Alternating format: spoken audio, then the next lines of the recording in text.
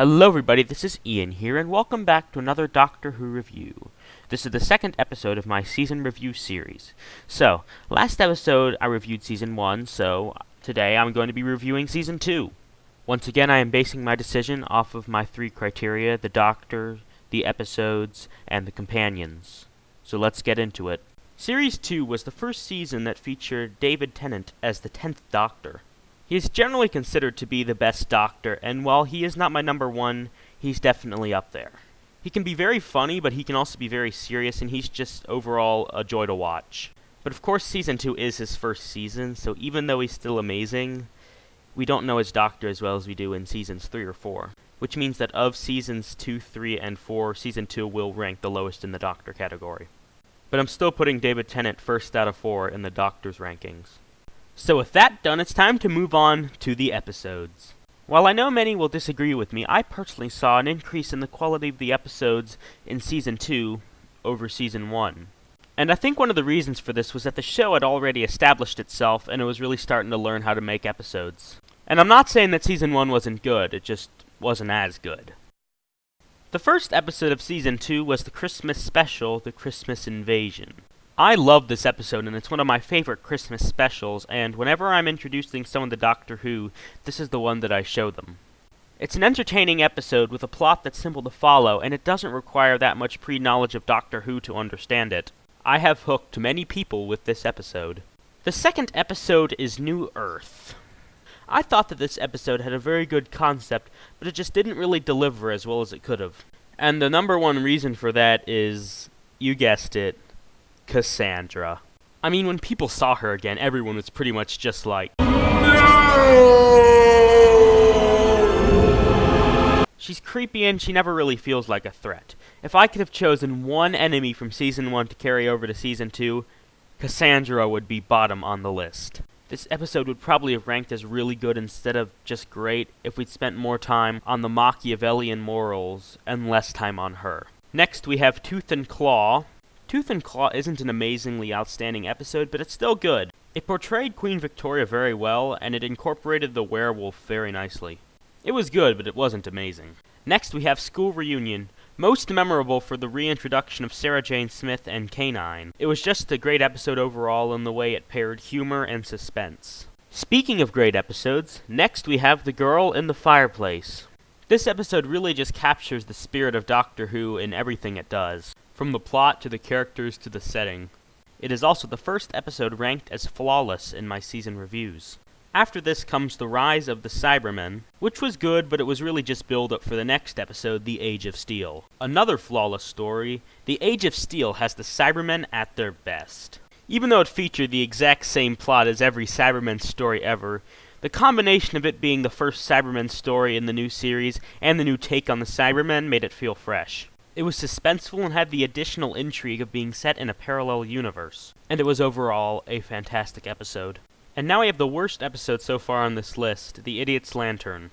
And it's not that it's a bad episode, I mean it's not a great episode, but it was really just a forgettable throwaway episode. And that brings us to the second two-parter of Season 2, The Impossible Planet and the Satan Pit.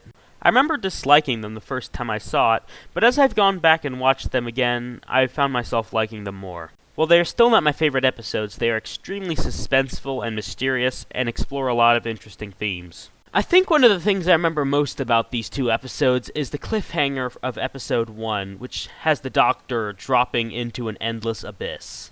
And now we transition into the more infamous part of the season. This starts with Love and Monsters. While it is still one of the two lowest rated episodes of the season, I don't think it's that bad. In fact, the majority of the episode is pretty good. It tells the story of a couple of Doctor Who fans who are taken advantage of by a mysterious character. One of the best aspects of this episode is that you know, even from the opening monologue, that everything is going to go wrong. There are two major complaints with this episode. The first is that the Doctor appears very little in this episode, and the second is the last 5 minutes. In answer to the first argument, I would say that lacking the Doctor or companion for most of the episode is not necessarily a bad thing. There are many episodes that are pretty much universally considered to be good, like Turn Left and Blink, which feature very little footage of the Doctor. And in the case of Blink, contains almost no footage of the companion either, and Blink is generally considered to be the best episode ever. So I will say that that argument is invalid. But in response to the second argument, yeah, the last 5 or 10 minutes of this episode are just bad. There's the mohawked sumo wrestler alien that eats people through absorption and has their faces appear on his body. There's also the horrible chase scene, which is so obviously sped up, the Deus Ex Machina ending, and the paving stone girl. So in summary, Love and Monsters was a decent episode that was totally destroyed by a horrible final few minutes. And now we have Fear Her. I'm definitely in the minority here saying that I actually really liked this episode. I know most people hated it, but I found it incredibly interesting. While it was definitely not a flawless episode, I thought that the good outweighed the bad. I thought that the concept was interesting, and I really liked the alien. I liked how at the end of the day, the alien wasn't really a bad guy. It was just as much a victim as anyone else, which is a concept which was seen very rarely in the early seasons of the modern series. While it is much more common nowadays, I found it incredibly refreshing back in Season 2. The episode was funny, and even though it wasn't the best suspense-wise, it had its moments, and Fear Her, at the very least, was a unique episode.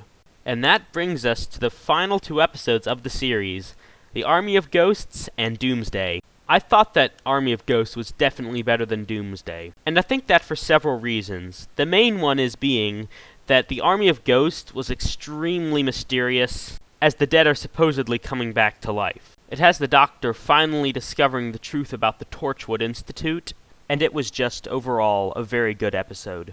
Doomsday, on the other hand, I found a rushed mess. The episode was really just an excuse to have the Daleks and the Cybermen fight each other. It was overall dull. The ending was a real reset and fix all ending. The most memorable part was Rose's departure. And that concludes the summary of the episodes. Overall, I think that the episodes of Season 2 were good, even if a lot of them weren't especially amazing. It ranks higher than Series 1 regardless. So now we move on to the final criteria, the companions. There are 2 major companions in Season 2, and that is Rose Tyler and Mickey Smith. Rose was in all of the episodes, while Mickey was in The Christmas Invasion, School Reunion, The Girl in the Fireplace, The Rise of the Cybermen, The Age of Steel, The Army of Ghosts, and Doomsday. Please note that I'm not including Sarah Jane Smith, because even though she was a companion in the past, she's not a companion in the modern series. I'll start with Mickey. Mickey never really stuck up for himself, even though he wasn't a wimp. A lot of times Mickey doesn't feel like he fits in, referring to himself as the Tin Dog in School Reunion. Mickey ultimately leaves the TARDIS in The Age of Steel because he feels like he has a responsibility towards the people of what the 10th Doctor called Pete's World. The next time we see him is in The Army of Ghosts, where he is a dimension-shifting warrior. Mickey is very loyal and brave. In summary, even though Mickey wasn't in the TARDIS for very long, he made a very large impact. And now we come to Rose. This is probably going to be one of the most controversial things I ever post on YouTube. As I said in my Series 1 review, I don't like Rose at all, and I have a few reasons for that. Once again, I'm not understating her importance to the Doctor Who universe. I'm criticizing her character. My biggest problem with Rose is her obsession with the Doctor. While you can see the beginnings in Season 1, it doesn't become fully apparent until Season 2. Now, when I say obsession, I don't mean fascination, I mean her very selfish attitude over the Doctor. One example of this is when Rose meets Sarah Jane Smith and she gets angry at the Doctor for having other friends other than her in his 1,000-year life. I find this incredibly selfish. And let's not forget how in Rose leaves her mother and her boyfriend with barely a goodbye to run off with a stranger that she met that day. And how she doesn't apologize to her mother after she returns to Earth after she's been gone for months and presumed dead. I could go into more detail with this, but for the sake of time I'll leave it here. If there's one thing that can be said for her though, Billie Piper and David Tennant have some of the best chemistry ever seen on the show. We're talking along the lines of 2 and Jamie, 4 and Romana 2, and 10 and Donna. So in summary, even though I don't like Rose, she does have redeeming qualities. Overall, I think that Season 2 ranks below Season 1 in the companions category. Captain Jack beats Mickey. Season 1 Rose beats Season 2 Rose because the negative qualities that I discussed are much less visible in Season 1. And Adam wasn't in it enough to make that much impact on the ratings. In conclusion, Season 2 is a very good season, even if it isn't the best. It had an amazing Doctor, even if he wasn't at his prime. The episodes ranged from good to very good. And the companions, while decent, were not the best. And that is my Season 2 review. I hope you enjoyed. Do you agree or disagree with me? Tell me in the comments below, and I'll see you next time.